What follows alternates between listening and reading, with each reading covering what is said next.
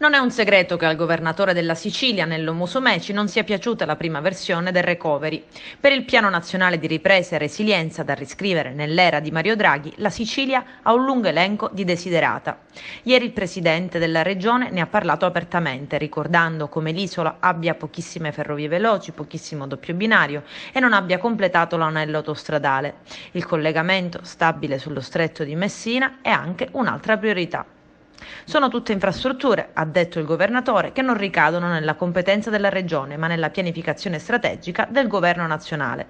La sua giunta aveva partorito un elenco di opere completamente diverso, ne facevano parte appunto il ponte sullo stretto, che il ministro delle infrastrutture Paola De Micheli si era riservato di valutare affidando l'incarico a una commissione di tecnici, ma anche un aeroporto intercontinentale da realizzare a Milazzo, la funivia Alcantara-Etna, una cittadella del cinema a Termini Imerese, un centro di tecnologia astrofisica spaziale del Sud da realizzare in provincia di Palermo.